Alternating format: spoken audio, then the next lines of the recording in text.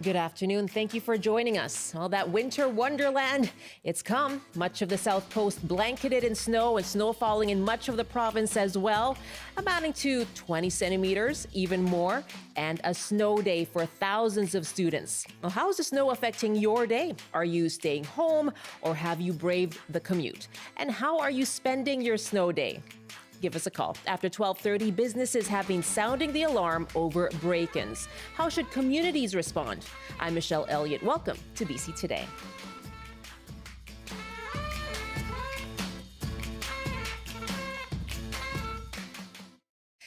Thank you for joining us on CBC Radio 1 and live streaming on CBC's news app and on our website, cbc.ca/BC, and on the CBC Vancouver YouTube page. Well, this morning, up to 25 centimeters of snow fell on inland parts of Vancouver. I can see the snow still falling on Georgia Street here in downtown Vancouver. And heavy snowfall as well and outflow winds in the Fraser Valley. Well, the CBC's Benit Brach joins us from Abbotsford. Hi, Benit. Hi, Michelle. Oh my, okay, I can see you. You've got a nice fuzzy coat on, but oh, is it peppered in snow? Yes, it definitely is. You know, I woke up, I went to the window, and you look outside, and it was just a lot of snow. Definitely feels like a winter wonderland here at Abbotsford. I know we have a warning about 15 to 25 centimeters, so you can see, for those of you who can see this, there is definitely a lot here. Absolutely. And what was it like getting around? What have you heard about what the roads are like? It's still a little bit of a tricky situation. I know a lot of people are still trying to stay home, especially here. You know, I just saw one of the trucks come by now to clear some of the main road here by my house. So it's a little bit slow. People are going very slow, especially on the highways as well. I know that there were some issues on the highway this morning. Do you have a sense of whether it was quieter than usual, if people have heeded that call, that admonition to stay home if you don't need to travel? Oh, definitely. You know, even the roads here, very quiet. I have a school near my house in the back there. And, you know, there's no school all across Abbotsford, Mission, Chilliwack here in the valley. So that's part of it. It's very quiet. And I know even on Facebook when I was looking this morning, in those community groups, people are just really asking questions like, should I stay home? And people are advising, yes, stay home if you can. I have to say as well, I drove in from Burnaby this morning and the roads were certainly slushy. It looked like they had been cleared earlier, but of course the snow kept falling and accumulating. But the roads were pretty quiet. Yeah, they are. What's the latest from the city on this, in Abbotsford? Yeah. So the city says last night they had about 17 trucks that were working to, you know, salt the roads, get prepared. This morning, crews are still working around the clock. They're working in priorities, right? So the first priorities are those areas around transit, school zones, more of those hillside areas. And eventually they will come down towards the neighborhoods. But yeah, overall, I would still say, you know, it's pretty slippery out here and slushy and ideal to stay home. Yeah, there's no hills for you to sled down. They're pretty near. I think later today people will be taking their sleds out for sure. Also in Abbotsford, you know, we have the airport. Yes. So if you're talking about commuting, for those of you who are wishing to fly, I mean, I know 2 flights were canceled towards Calgary this morning. So far, I don't see any other cancellations yet. So that's another thing to look out for sure. Absolutely. Keep an eye on the impact on travel at YVR as well. What's the advice for people for the rest of the day as the snow continues and into the afternoon? Well, again and again, we're hearing it. If you have those winter tires, you know, only drive if you have the winter tires. Again, and also the city is saying, don't park on the streets. So that kind of makes room for those plows to really get in and then help clear those streets. And again, so that was something that I was like, yeah, that's actually a pretty good tip. So if you're parking on those streets, try and avoid that and park on the driveways. Again, salt the sidewalks, make sure you're shoveling the sidewalks. That is, of course, our responsibility as well. And they're also saying, you know, look out for your neighbors, especially if it's the elderly. Check in and be there. Yeah. Benit, thank you very much. Enjoy your day there. You're bundled up for sure. Yeah, thanks, Michelle. Benit Brach in Abbotsford. And we are asking you, in light of, yes, the snow falling around the south coast of British Columbia, of course, snow continuing in other parts as well, resulting in school closures across the region in Metro Vancouver, as well as a tricky commute this morning. But as you heard, quite a few people heeded that call to stay home. A snowfall warning is in place for Metro Vancouver, Victoria, Whistler, the Sunshine Coast, most of southern BC. We're asking you, what is it like where you are right now? And how are you spending the day? Have you decided to stay home? Or did you brave the commute? Did you have to go into work today? Let us know what your commute was like. How are you spending snow day? If you're a student or a parent, give us a call, 1-800-825-5950, 604-669-3733. On your cell phone, you can hit us up at pound 690. And you can email to bctoday@cbc.ca. And yes, if you are a student in Metro Vancouver or the Fraser Valley, you're enjoying a snow day today. And probably at a local hill. CBC's Janella Hamilton is at Ron MacLean Park in Burnaby. Hi, Janella. Hello, Michelle. Yes, the music is pumping. The snow is falling. Yes, they've even brought out little music players. There are dozens of people and families, I want to say kids, and as well adults having a lot of fun here at Ron MacLean Park. It's a party, Janella. They've taken the party outdoors, have they?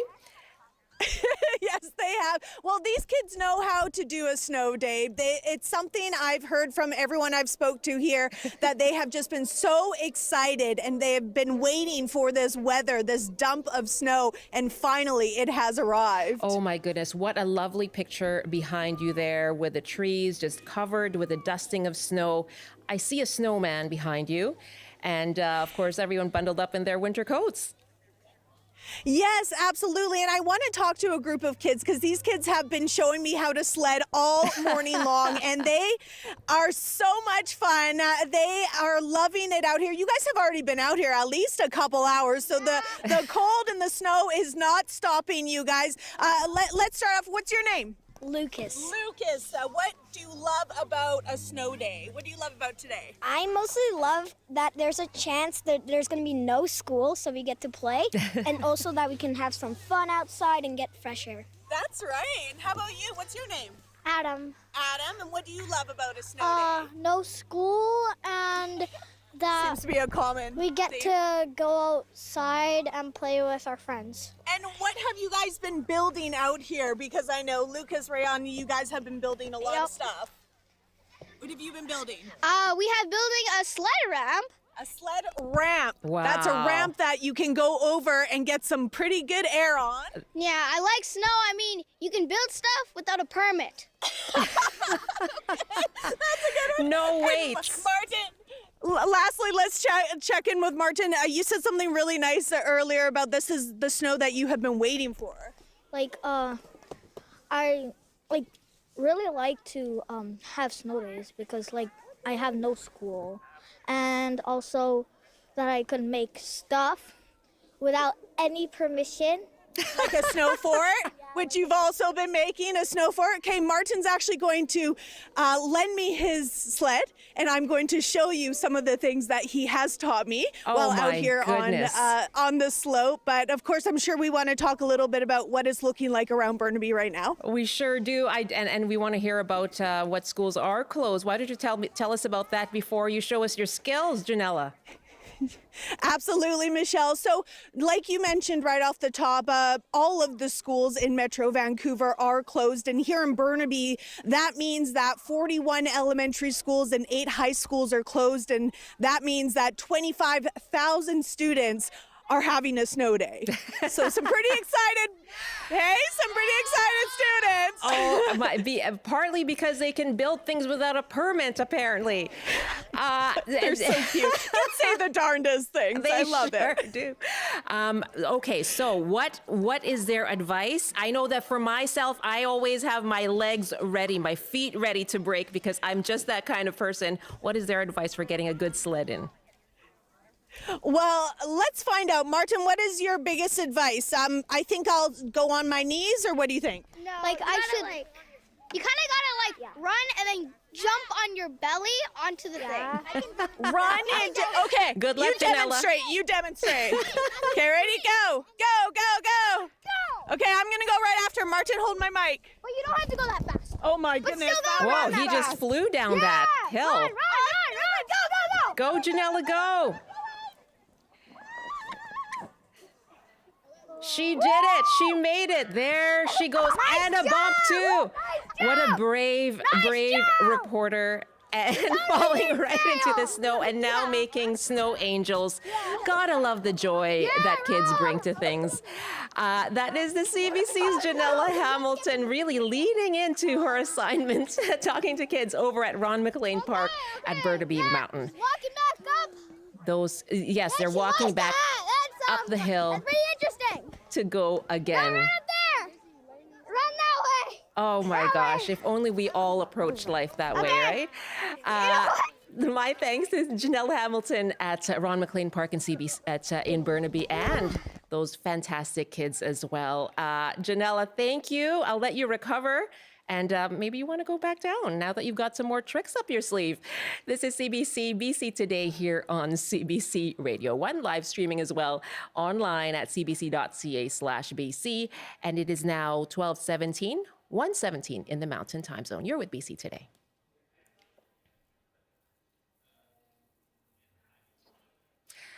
Well, what if you have to make your living driving in conditions such as this? Well, Inderaj Gill is an Uber driver, and he spoke to us roadside in Richmond. He shared his experience coming through the Massey Tunnel this morning.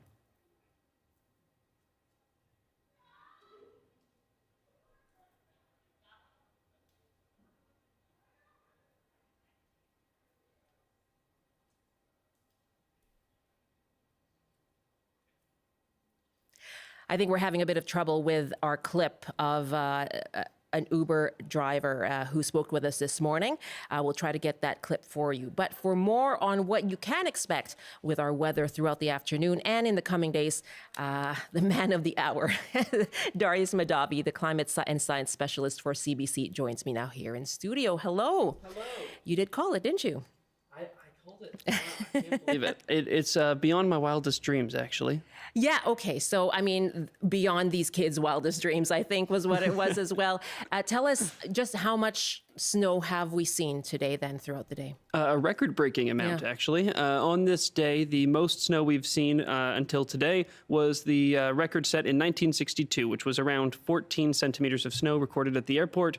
Today, we have already blown past that as of just around 11 a.m. this morning. We're at 20 centimeters now with a lot more still to come. We're looking at around, 3 to 8 more centimeters, I'd expect, in right by the water. We're seeing much more than that in more inland parts. So in South Vancouver, I've seen somebody who's been updating throughout the day their snow ruler, and they're sitting at over 25 centimeters now. In Chilliwack, well over 20 centimeters there as well. And because of some very strong outflow winds blowing through the valley, they've been seeing some blizzard conditions this morning. So we actually have snow drifts that are several feet high in some parts of the valley. Abbotsford Airport, similar, over 20 centimeters of snow recorded at higher elevations like in just all across the North Shore, actually.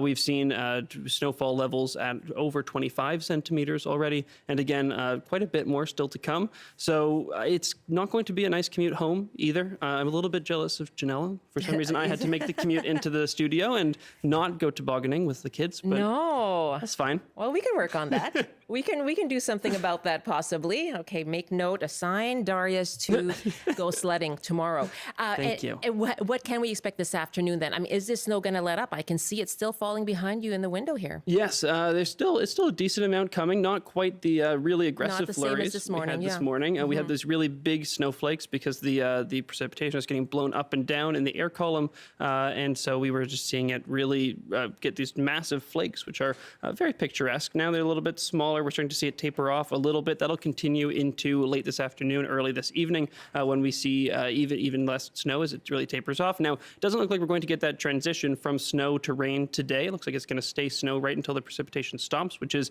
If anything, probably good news for the roads because it was looking like we might get some freezing rain during that Yes, transition. yeah. So plenty of snow still going to be hitting the roads before the commute home, but a little bit better than that freezing rain. Now, tomorrow, it's a different story. We have another system roll in. At first, it was looking like temperatures were supposed to come up by tomorrow, so we would just see a transition to rain. Now, it looks like those temperatures staying low a little bit longer, but we're really sort of bouncing back and forth. So Environment Canada was saying rain and then snow, and now they're saying snow mixed with rain. I think just hedging their bets, really. And from the models I've looked at, that seems to be what is likely. We're sitting right around zero right through the day. We're going to see some warmer Pacific air move in. Those outflow winds die out a little bit, so we'll see a little bit less of that cold air. So whereas today we got that cold air really win out and saw a lot of snowfall and entirely snowfall, tomorrow we're going to see it mostly transition to rain after just a few hours. Okay. We are taking this day by day, aren't we? Yes, we are. Darius, thank you so much. Thank you. The very busy Darius Madavi joining us, our climate and science specialist here. And we're asking you how you are spending this snowy day, the first major snowfall of the year. And as you heard, record breaking. Marie is joining us from Abbotsford. Hi, Marie. Hi, Hi. Are you having to work today? I'm working. I deliver medications, and people need their medications. Sure do. That's right. Tell us, first of all, I'd like to hear about how important that job is, but also what kinds of conditions you encountered today. Well, we tried to get as many deliveries done yesterday as we could, so we could get a little bit ahead of this. But there's still people who have daily medications that need them, so it's important to be able to get to them. But the conditions here are absolutely abysmal. What do you mean? Can you describe what you saw? None of the side roads are passable. Nothing has been plowed. The only reason the main roads are passable is because buses and cars have been down them. There's hardly a pedestrian in sight. They're smart enough to stay in. It's quite challenging, and I have really good winter tires. Right. Did you have any moments where you, even with winter tires, you were skidding a bit? Oh, I got stuck. Oh, you got stuck. I had to use the old Alberta technique of going forward, then back, forward, then back, forward, then back. I did get out, but I was stuck for about 10 minutes. Oh, my goodness. Marie, that's certainly a tricky commute. How many deliveries have you been able to make today? I only have 4 to do, and I've just started, so I'm hoping for the best. Yes, absolutely. Now, what's your tactic when you're faced with these kinds of conditions? Do you sort of plot out your route to make sure to stay on those well-trodden roads? Absolutely. Yeah. And I sing a lot. You sing a lot? To calm my nerves, because it's very nerve-wracking. It sure is, isn't it? I went through that a bit this morning as well. And how crucial is this work that you do, delivering medications for a local pharmacy, given that, of course, during snowfalls like this, it's treacherous to walk out, and people who are most vulnerable and may have, chronic conditions prevent them from heading out, but yet they need that medication. Yeah, they need them. And we went through this with the floods, too. We had to go and get people their medications, and sometimes we had to walk in to places where we couldn't drive. So most of us who are doing this are very experienced drivers, and we don't tend to panic. And when we see somebody sliding backwards down a main road, we just get out of the way. And it sounds like you have some experience from Alberta, do you? Yes, I have lots of driving experience in bad weather, so I think I'm going to be okay. But I sure feel for those people that don't have winter tires. Yeah. Any advice you can share? I know you mentioned going back and forth if you get stuck. Yes, try to stay in the ruts. Don't worry about it. If someone's coming towards you, you can move at the last minute. I gave a young man a ride home today. He would have had to wait a couple of hours for a taxi. And so help people out if they're stuck or if they need a ride or something and you have good tires, then this is the time to be helpful. This is the time to lend a hand to your neighbor. Wow. Yeah. Marie, thank you very much, and good luck to you as you make those 4 deliveries. Certainly very much appreciated. Thanks. Yeah, take care. That's Marie in Abbotsford. We're asking you how you are affected by the snow today. Have you decided to stay home? Are you able to work from home? Not everybody is. And if you needed to go into work, what was your commute like? If you are enjoying a snow day, like so many students, let us know how you are spending it. Our numbers are 1-800-825-5950, 604-669-3733. On your cell phone, it's pound 690. And Bonnie is joining us from Nelson. Hi, Bonnie. Hello. Hi, how are things in the Kootenays? Oh, it's snowing and it's very beautiful because I'm a retired person, so I don't have to go to work. But I do stand-up comedy and read my poetry at the Poetry Slam, which is tonight. And yes, I have people. It's just amazing. I wrote this chapbook, a poetry chapbook. Okay. And I have people who will come, and my carpenters come and they take the chapbook as part of payment.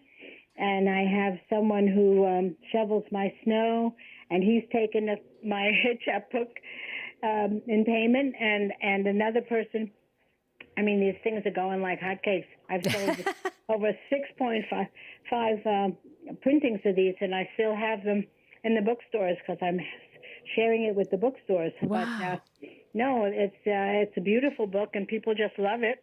So they're going everywhere. So yeah. So this is how you pay people who have been helping you out. Yes. Well, I have a neighbor. Yeah. Who comes over and shovels me out. But now I have a new housemate, and she helps shovel. And I can do some shoveling. I'm 77, but I can do some shoveling.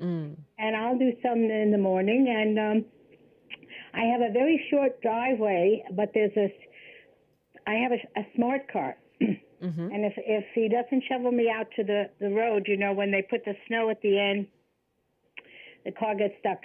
I used to live on a farm in Winlaw, so I know how to drive on snow. Yes, there it is.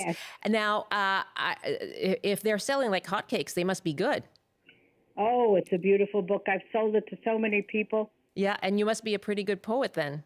Well, I never wrote. I've never been published before. No, I had there's a poet in Nelson called Zainab Mohammed. Oh, she's a terrific poet. And so I went to a workshop because I used to write these little rhyming things, you know, for presents.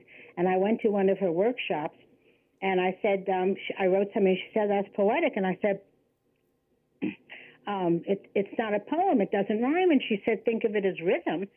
And all these poems came out. Off you went. Have you ever written about the snow? Well, no, yes. And I always write about the snow. And I write every day. I write a journal. I've been writing journals since 2008. Yeah. I've got journals, a whole shelf of all my journals. But I also write more poetry. And this one, so for tonight, I'm going to write something about the snow. But the snow is when you don't have to drive in it, and you don't have to go out in it. It's very beautiful.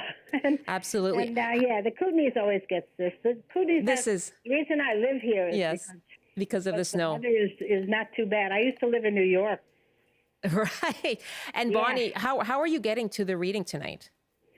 Well, I have a smart car, and they're going to shovel me out, and I'm going to drive They're up going to shovel you out to the Royal and do my thing. Well, I sure hope that people, I'm sure they'll be able to get out and shovel themselves out as well and get to your show and enjoy your poetry tonight. And I hope you're able to write something fun.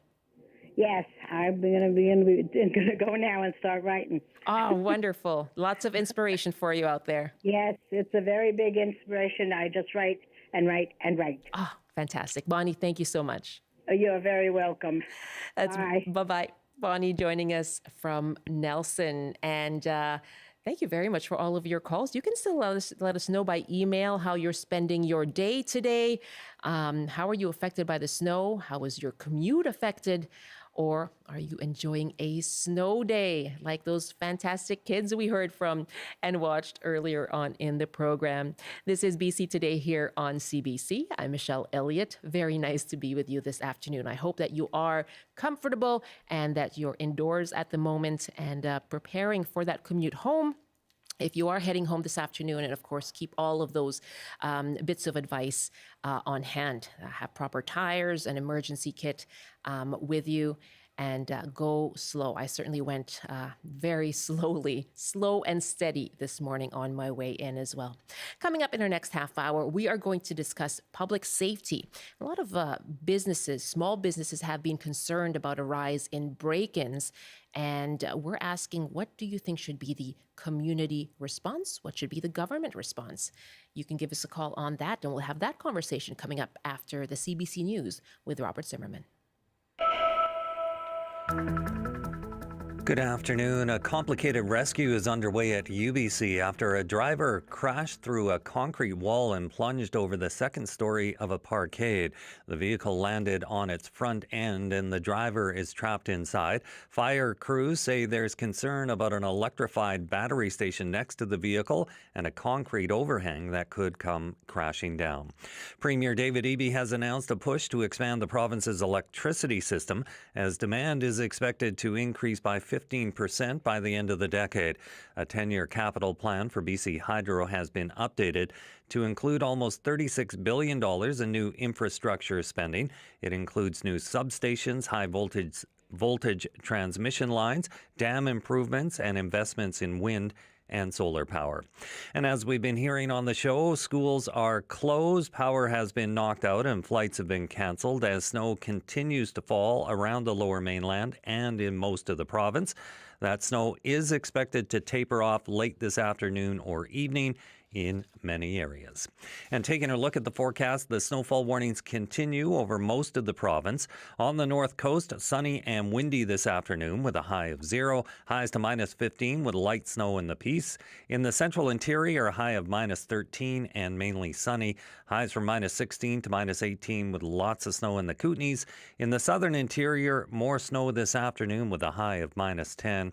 And for Metro Vancouver, Greater Victoria and the Fraser Valley, snow tapering off late this afternoon, clearing tonight, snow and rain tomorrow afternoon. That's your CBC News update from Vancouver. No snow day for us. No snow day. We made it in. We did make it in. How was your commute? I walked in. Took me about an hour, which is normal walking time. Okay. Obviously, sidewalks are a little messy. If but you could find the sidewalk. Yeah, it wasn't that bad. I didn't see many buses coming down the road. I was looking for them. Yeah. But it was kind of pleasant. I have to say it is absolutely. There are issues with cars getting stuck and spinning out and that kind of thing, but it's pretty pleasant. I actually I found it nice and smooth on the way in. I think because there were fewer cars. I think a lot of people said, "I'm just going to stay home," and really, white knuckling it a little bit. But 20 is plenty. That's what I kept saying to myself. It's very quiet out there. Yes, it sure is. And you wonder with COVID, obviously people are set up to work from home, so that must make it easier for many businesses to keep going. Yes. Even with the snow day. We've created those habits, haven't we? And maybe we've made those arrangements with our employers. And there was a lot of warning. We talked about it all day yesterday, right? That this was coming. Yes, we did. And we also As heard... we do. As we do. We talk about the news. Yeah. That is true. And TransLink also saying they were reducing capacity and service today as well. So you're going to walk home? I'm not sure. I haven't planned that far ahead, Michelle. Wow. Yeah. Okay. Maybe you can slide by and pick me up. Literally slide by. Yes, a la Janella Hamilton. Thanks so much. You bet. Robert Zimmerman in the CBC Vancouver newsroom. This is BC Today here on CBC, on Radio 1, and live streaming on the CBC Vancouver YouTube page.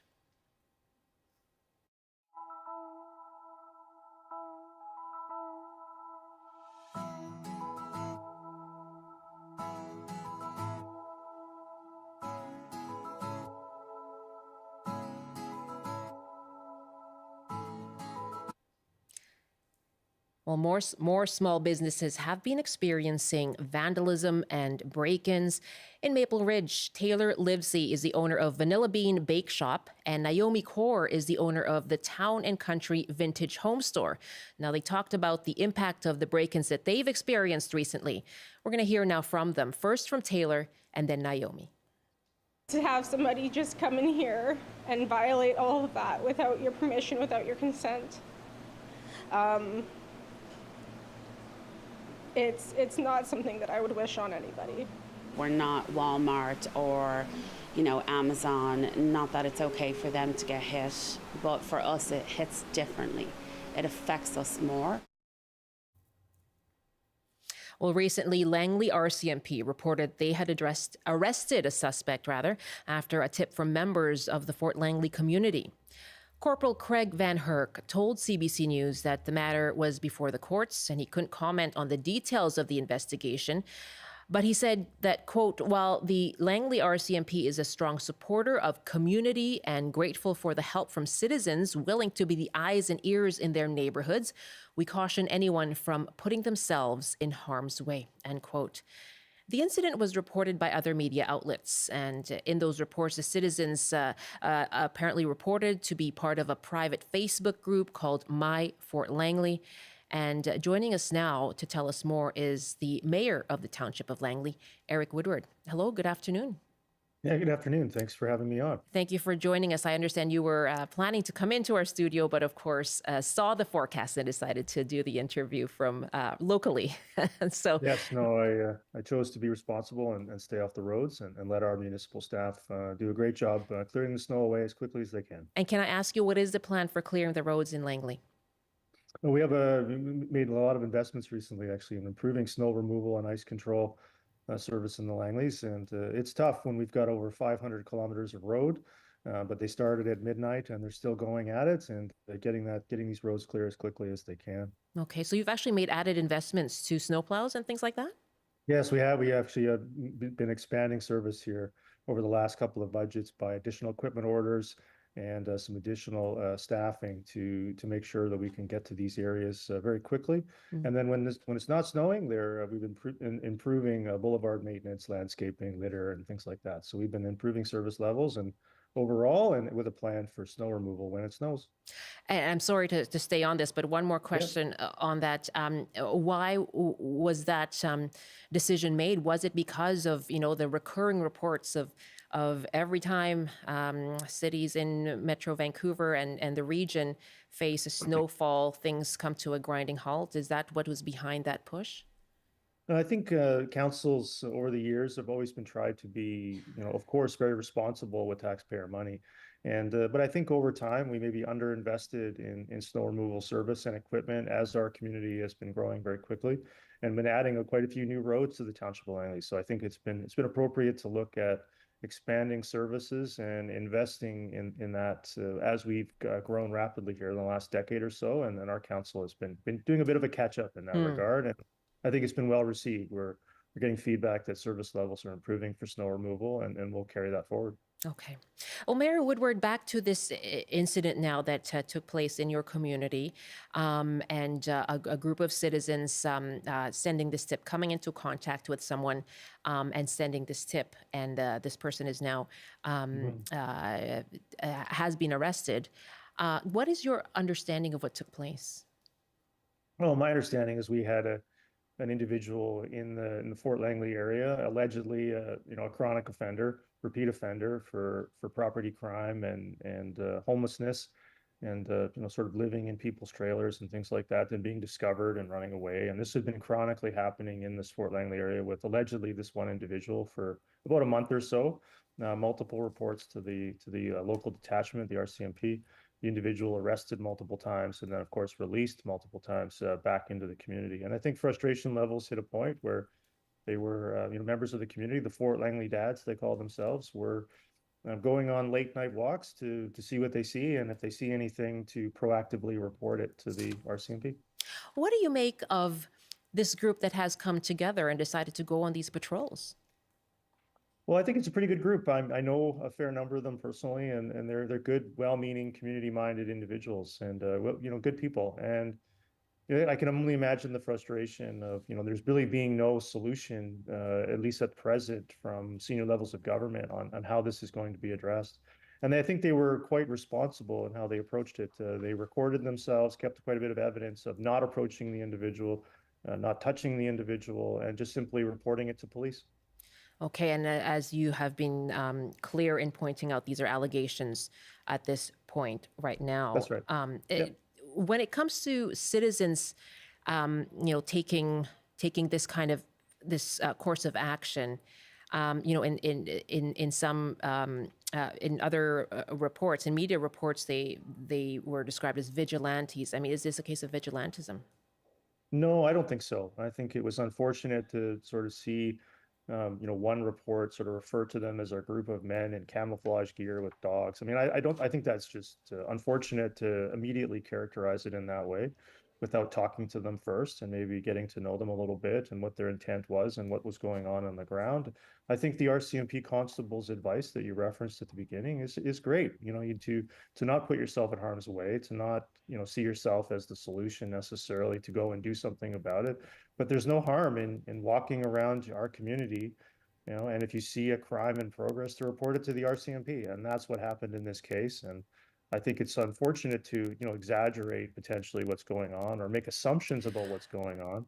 I think in the community, there's an appropriate level of frustration that, that maybe there isn't a solution right now that we're seeing from senior levels of government, and to report crime and to the RCMP. I think that what's wrong with that? If you see a crime in progress, you call the RCMP, and that's what they did. Are those descriptions exaggerations though? Were they not wearing those clothes, or did they not have dogs with them? I have no idea. So I think, but the big challenge for me is, I don't know what each person was wearing or whether there was a poodle there or a Rottweiler. I mean, I think it's unfortunate that that's what the discussion is about. The discussion shouldn't be about individuals that are walking throughout their community and reporting crime to police. They're not the ones that are the issue. And I think it's unfortunate that we sort of head in this direction, that somehow a good group of community-minded people who did the right thing. They did not approach the individual. They did not touch the individual. They did not chase the individual. They simply reported it to police and allowed the police to deal with it. And I think it's unfortunate that that's not the story. The story seems to be trying to frame them in a certain way. And I think it's unfortunate. I think I know quite a few of them, and I think they're good people. And it's not necessary to paint it that way. Maybe a more balanced view would be appropriate. Could it have also just gone the other way, though? I know, as you mentioned, the people involved here, but say you didn't. I mean, is this something you really want to encourage the community to do? It could very well go another way as well. And I think it could. And I think it's important to note that. And I've noted that in other interviews, that of course, maybe other people would behave differently, but let's not assume that one group, just because they're frustrated and they're out walking the community, which everybody's allowed to do, are somehow vigilantes. I think it's unfortunate to jump to that conclusion, but yeah, of course it's possible. I don't think we want to see vigilantism. I think we would rely on law enforcement with the training and the expertise and the authority and the jurisdiction to do that work. And that's what they did. And I think it's appropriate to highlight that, while again, expressing concerns that if other members of the community do something differently, that we highlight that and not encourage that. But for those that don't do that, don't assume that that's what they were doing or that was their intent. Why do you think it's come to this point where this group of people have come together to conduct these patrols? Why is there this frustration? Well, I think this situation was unique. It was reported to the RCMP and even to my office that there allegedly was this one individual within the community for a long period of time, repeating offenses again and again, allegedly, with evidence to support those allegations. Again, to be tested in court. It is before the courts, and we let the courts deal with it. But I think, in our communities, we're seeing a rising level of frustration, that we're not seeing solutions being presented to this issue quickly enough by the federal and provincial government. And I know our premier's been talking a bit about this with the federal government. Bail reform is underway, and different reforms are being reviewed, but are they happening fast enough for people that are experiencing the crime in their communities? And I would say the answer is no, that it's not happening quickly enough. And what would you like to see from the province then? Well, I'm going to defer to the province and the federal government. I mean, as the mayor of the Township of Langley, we fund public safety, but we don't directly oversee it. And I think it's important for us to allow the provincial and federal government to come forward with their ideas and their solutions. I think it's something for them to address. They have the authority to address it. They have the jurisdiction to address it. And I think it's important for them to tell us how they're going to solve it. And so far, we haven't seen much, and I think we need to see more. And I'm hopeful that we will see more. I think we've heard from our premier that he's working on it, and then let's give him some time to do that. Mayor, thank you very much for your time. Thanks for joining us. Yeah, thank you. All right. That's Eric Woodward, Mayor of the Township of Langley. And we're asking you, what do you make of these concerns about break-ins and vandalism in communities? And how should communities respond? How do you think should the province respond? Give us a call, 1-800-825-5950, 604-669-3733. You can hit pound 690 on your cell phone. You can email us to bctoday@cbc.ca. And joining us now to take your calls as well on this and dig into the subject further is UBC Okanagan researcher and sociology professor Bonar Buffum. Hello, good afternoon. Hi, Michelle. Thanks for joining us, Bonar. And what is your reaction to what you heard from the mayor of Langley Township?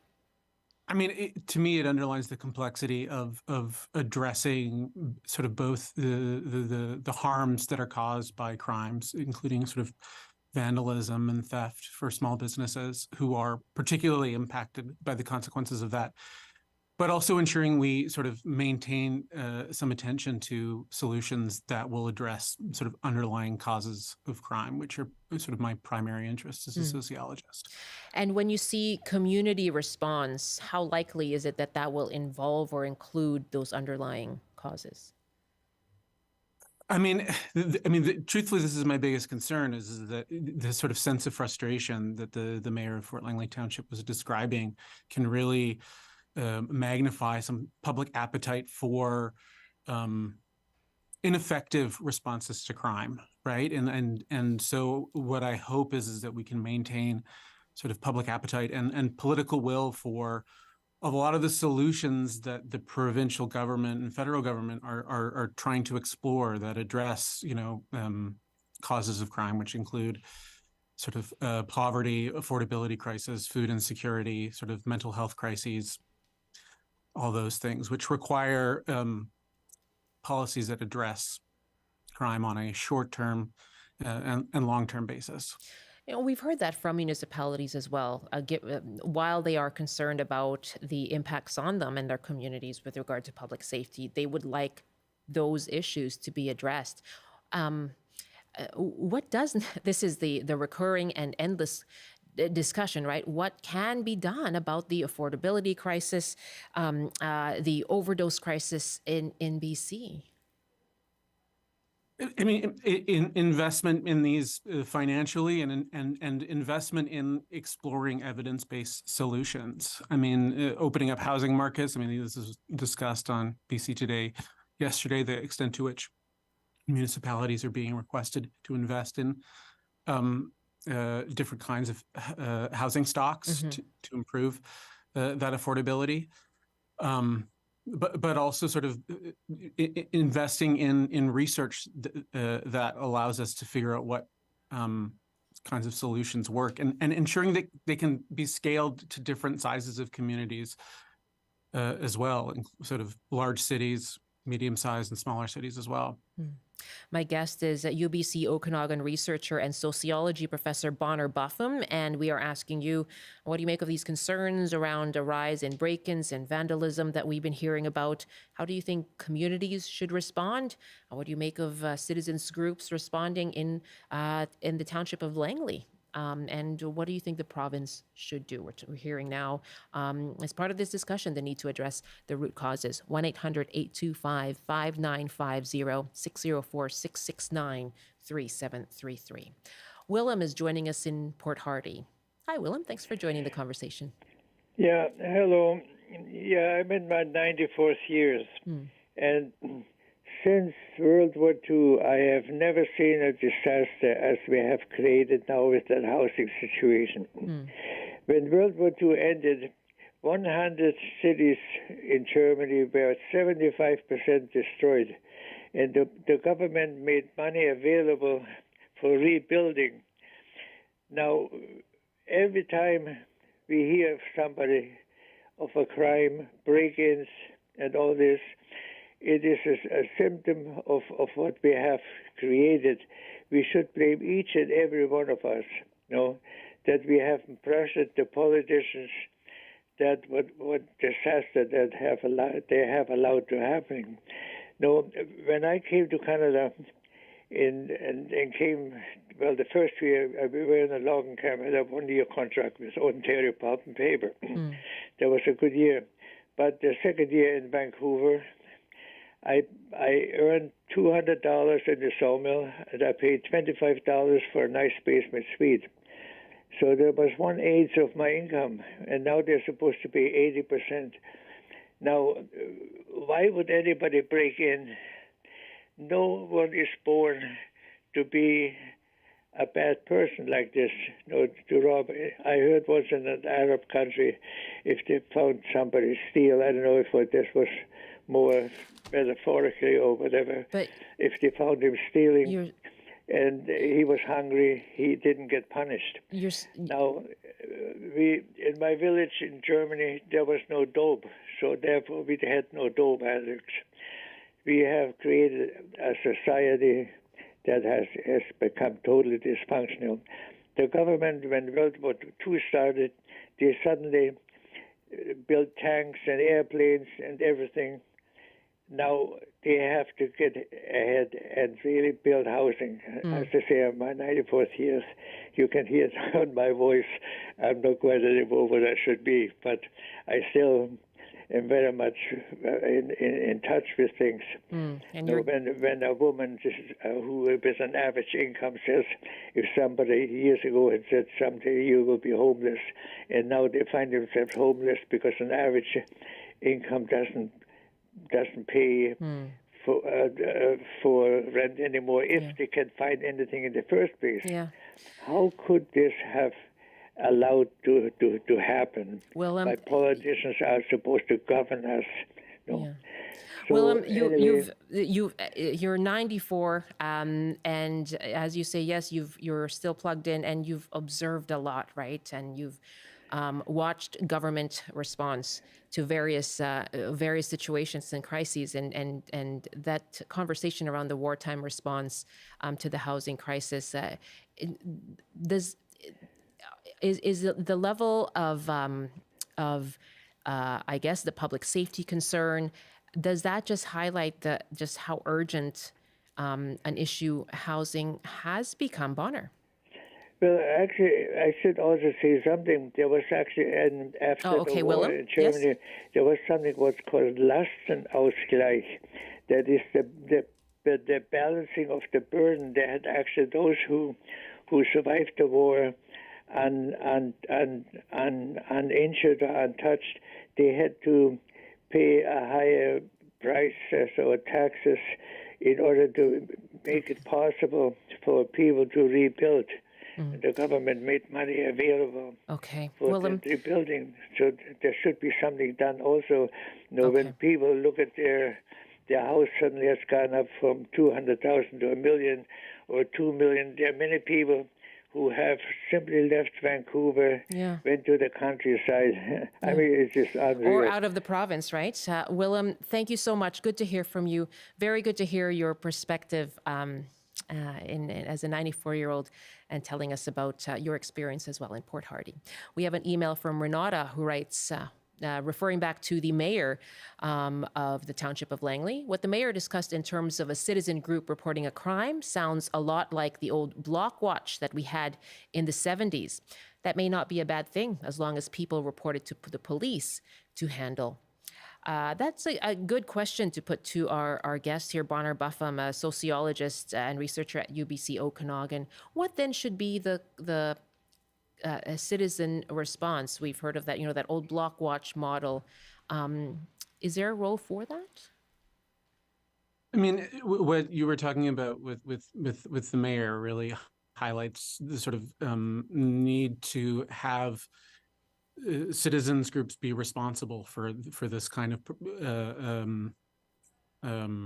community safety in a way that won't sort of lead to vigilante behavior. I'm not saying in this case it was or wasn't vigilante behavior, but also that won't sort of magnify the marginalization of communities as well. Because there is, I mean, vigilantism tends to imply something extra legal happening. I mean, there's nothing to suggest that was the case that I've heard about this case, but the boundary is quite hard to walk in these instances. That's interesting. Yeah. And I know you've done research on the impacts on marginalized communities and the broken window theory of policing. What role does that play in this discussion? Well, I mean, one of the problems with broken windows policing is it's been used to characterize a lot of different strategies, right? It was a theory from the sort of 1980s that crime is caused by crime comes about when places communicate some kind of disorder, right? So the way that a space appears can create more crime, and so in some instances that invited communities to be more responsible for their space. In other instances, it sort of invited more zero tolerance order maintenance policing, which disproportionately happened at the expense of marginalized communities, and in a lot of places continues to happen at the expense of marginalized communities. And I mean, part of the big problem with that is that there isn't a ton of evidence to support that it's actually an effective strategy long-term for reducing crime. In a lot of instances, it ends up moving crime to other locations.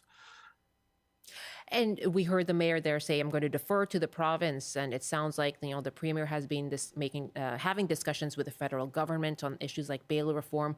What do you think should be the next step for the province and to respond to this sort of outpouring or expressions of frustration from local citizens? I hope there can be real clarity in the messaging around all of the ways in which the province is trying to explore and create more effective strategies on this in the long and short term, which includes sort of addressing the root causes of crime sort of before people might become embedded in conditions that cause crime. But even once people are sort of convicted of crime, ensuring that there are effective forms of programming that are likely to reduce their possibility of reoffending. And again, housing is a part of this. Or if people are released from correctional settings and don't have access to adequate housing, that's just going to sort of increase the likelihood of reoffending there as well. Good to have you for this discussion. Thank you very much. Thank you. That is UBC researcher and sociology professor Bonner Bunham. Thanks for being with us here on BC Today.